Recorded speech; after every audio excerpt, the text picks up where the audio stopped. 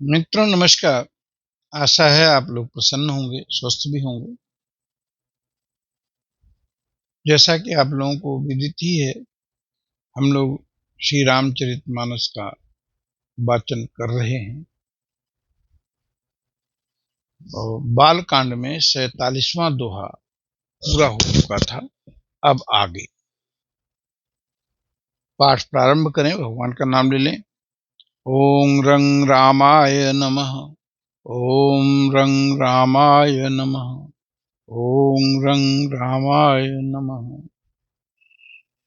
एक बार त्रेता युग माही, शंभु गए कुंभज ऋषि पाही।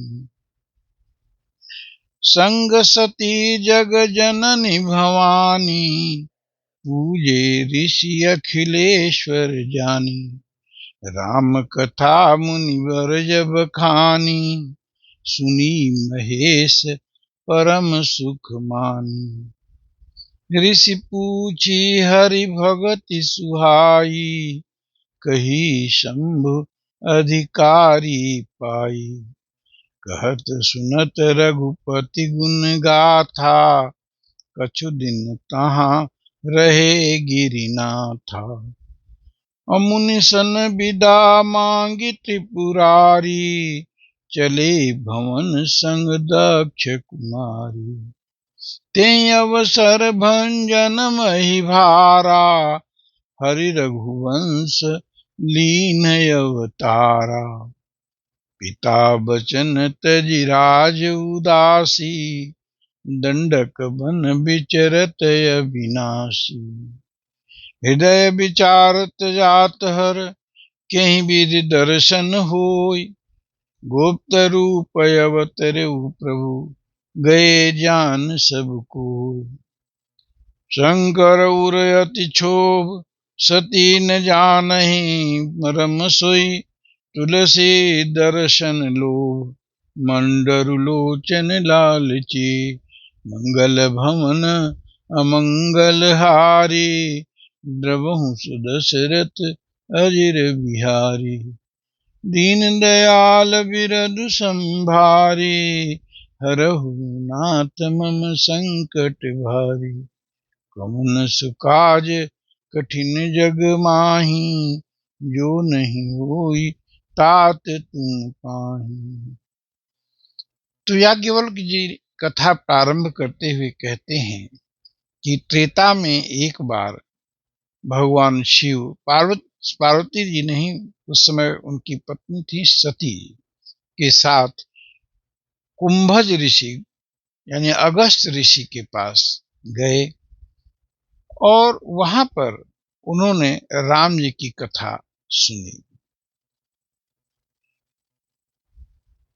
कुंभज ऋषि ने राम कथा पूरी तरह से भगवान शिव से कही।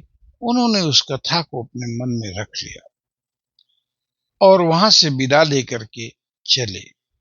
रास्ते में मही के भार को दूर करने के लिए अवधपुरी में भगवान नारायण राम के अवतार ले चुके थे और लीला में वो दंडक वन में सीता जी को खोज रहे थे।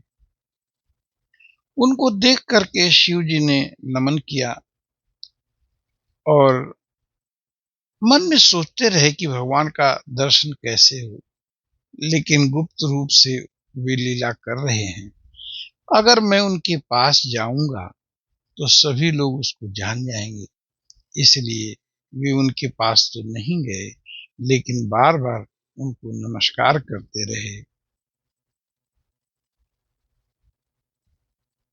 तो अब आगे की कथा है कि रावण मरन मनुज कर जाचा, प्रभु विधि वचन कीन चह साचा।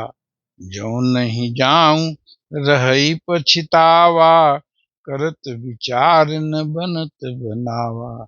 यही विधि भय सोच बस ईसा, तेहि समय जाई 10 सीसा।